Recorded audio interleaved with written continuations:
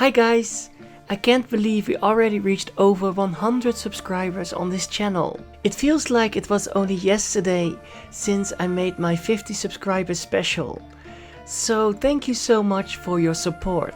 Trick, Dave, Gabriel, Marco and everyone else, you're the best. And I'm very grateful to have all of you as a subscriber.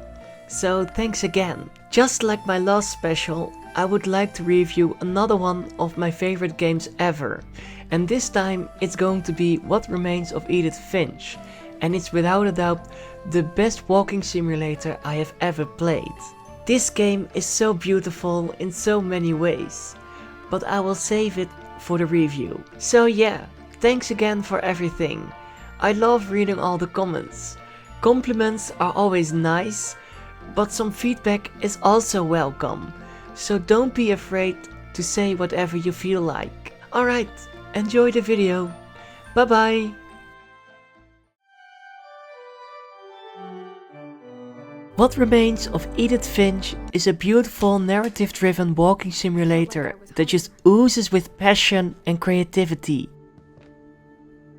You play as Edith, a 17-year-old girl that visits her old family home to explore their history and to find out what's happened to them. My mom was really good at keeping secrets. During your search, you will come across all these stories that will tell you about their unfortunate demise. But instead of reading it, you will experience it from their perspective, and each one of them is done in a different way. What makes me really excited about this game are the stories. They all are so well done in their own way. Not all of them have the same length, and some are a bit more straightforward than others, but each one of them is memorable. In one story, you will become all kinds of animals. In another one, you are the protagonist in a cel-shaded comic booky horror movie. And in another story, the border between reality and fantasy slowly fades away, just to name a few. But he took it very seriously. I wish I could share all these stories with you, but I'm not going to do that, of course. But I promise you, some of these stories are going to make you emotional and maybe even make you cry. I always tear up after Gregory's and Lewis's story. They are such an experience, and I just love how they are presented to you. Queen waited, holding his crown. Another aspect of this game is just normal walking simulator stuff. So in this case, walking in and outside of the house and finding your way to each room by solving small puzzles. Seeing all these different rooms with their own personality and trying to find your next objective so you can finish this family tree was also a lot of fun. I wish most that my mom had told me. Sure, experiencing all these stories were a bit more enjoyable, but exploring this strange house had its moments as well. What happened that night had been coming for a long time. I just loved the combination of these two gameplay aspects, and it felt well balanced to me. I never felt bored or got sidetracked while playing this game. It's just so special.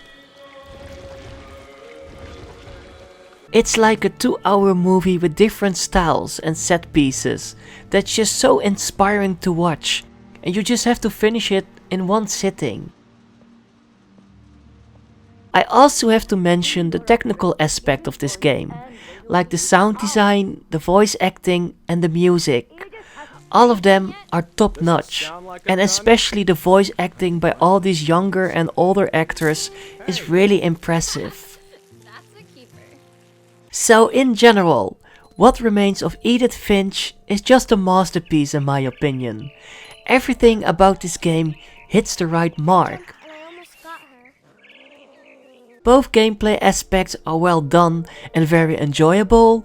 The narrative is probably one of the most creative ways of storytelling I have ever seen. Dear Mrs. Finch, The design of the house is very interesting, and especially exploring each family member's room is a fun experience. This will be obvious later. And once again, the voice acting and the overall sound design is of great quality, especially for an indie game. The rest happened pretty quickly. I can't recommend this beautiful game enough. It doesn't matter if you don't really play games that often. You still should play it just for the experience alone. The only trace Grandpa Sam's first wife Kay left on the house was the pink bathroom. I wish I could play this game for the first time again, because it was such a great time and it made me appreciate indie games of this caliber so much. and all our final nights apart. So be ready to experience all these crazy fantasy-like but also grounded stories, so you can find out what makes the Finch family such a strange but interesting and memorable household.